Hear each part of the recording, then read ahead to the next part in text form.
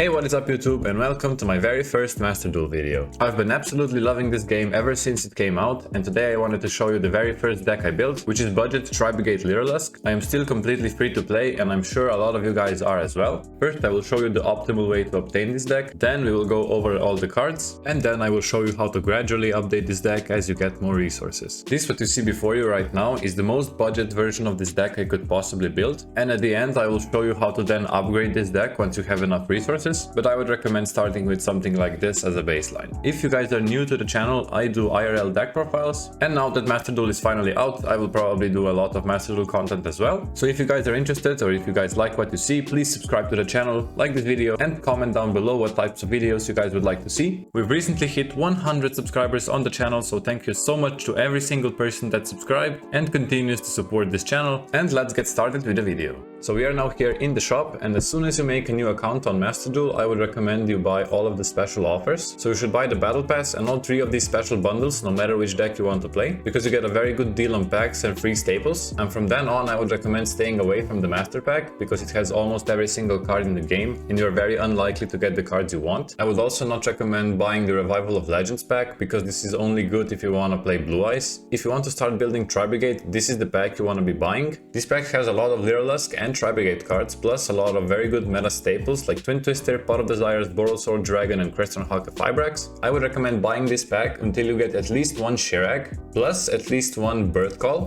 because if you get Bird Call, this pack right here will open up, and this pack has every single Lyrilusc card, so then you start buying this one, and when you think you have most of the cards for the deck, you can just dismantle the extra cards you don't need and craft the missing supers and ultras you need for the deck. And now let's get started with the deck profile. So first I play every single Lyrilusc main deck monster at 3, except for this one, because it's a super rare and you only really need 1. Warbler is obviously the best starter in the deck besides Fractal, and it's also really good in combination with Fractal. Sapphire Swallow is a really good extender because it helps you special summon Nerval from your hand, and it can also trigger the effects of Cobalt Sparrow and Wagtail. When Cobalt Sparrow is special summoned, you can add a level 1 winged beast from your deck to your hand, and when Wagtail special summoned, you can add a Bird Call from deck to hand. And Canary is very good to use at the very end of the combo to summon your Robin. Then I play 1 Diddy Crow because it's searchable. If you already have the entire combo, you can just search it off Cobalt Sparrow or Silo Starling, but unfortunately it's only in the master pack, so you're probably going to have to craft this unless you get very lucky at the beginning. But I think this card is just a very good craft in general, because you can put it in almost every single deck if you want. Then I also play the standard Tri-Brigade main deck ratio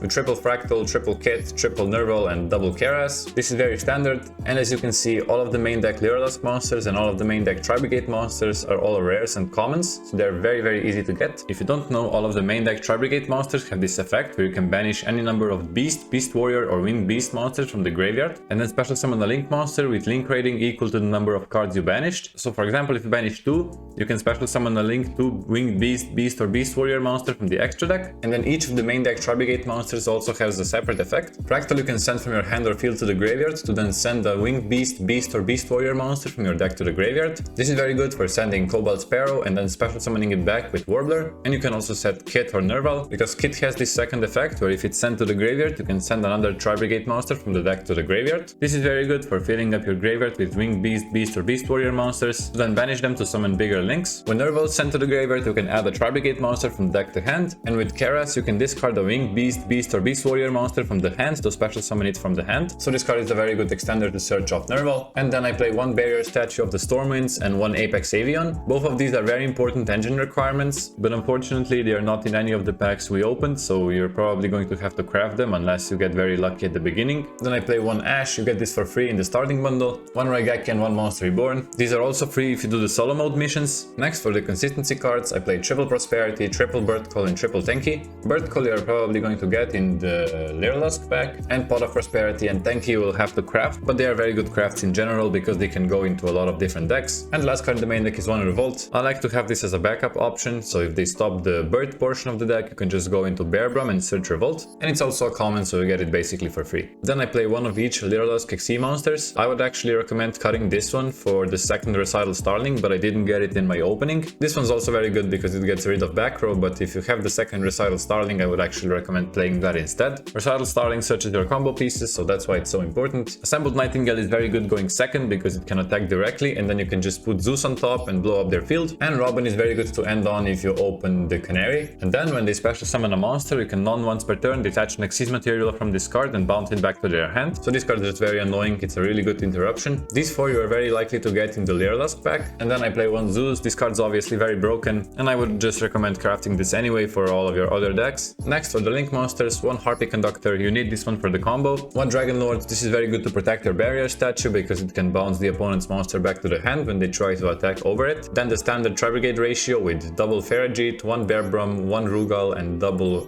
Sherag. All of these cards very good, except for maybe the second Sherag while opening your packs. Ferajit can special summon a level 4 or lower winged beast, beast, or beast warrior monster from the hand, and when it goes to the graveyard to draw 1 card and put 1 card back into the deck. So that's very good for putting back your bricks like Apex Avion or the statue. When Bearbrum is sent to the graveyard, you can search Revolt and put 1 card back into the deck. You use this mostly as a backup if they stop your combo. Rugal can during the opponent's turn special summon a level 4 or lower winged beast, beast, or beast warrior monster from your hand or graveyard, but return it to the hand at the end of the turn. And when it's sent to the graveyard, you can reduce the attack points of all of the opponent's monsters by 300 for every monster type you control. This card is mainly used just to go into Access Code Talker because it's a link 3, but it's also very good to just leave on the field and revive something like a Nerval during the opponent's turn. Sherag is the boss monster of the deck. It's extremely easy to summon, and once per turn, if this card or another winged beast, beast, or beast warrior monster is special summoned, you can non-targeting banish a card on the opponent's field. And when this card is sent to the graveyard, you can add a winged beast, beast, or beast warrior monster from your deck to your hand with a level lower or equal to the number of banished winged beast, beast, or beast warrior monsters you have. So if they destroy this, you also get a free follow-up. Then I play 1 Simorgh. This card brings out your barrier statue during the end phase, and it also protects all of the winged beast monsters it points to and itself from targeting. So you always want to special summon the barrier statue to a zone this card points to give it targeting protection. And if Simorgh manages to survive until the opponent's end phase, you can just special summon the Apex Avion on their end phase and then just completely take control of the game from there, because you can just keep summoning this card back every single turn if your Simorgh survives. And the last card in the extra deck is 1 Access Code Talker. Access Code Talker is just an amazing craft anyway because it goes into almost every single deck in the game, and in this deck it's exceptionally powerful because all of the Link monsters have different attributes. I would recommend you take this deck as a baseline and then start playing ranked, and the game will start giving you a lot of rewards, and then you can just gradually upgrade the deck as you go along. The first thing I would recommend you to buy is Triple Max C,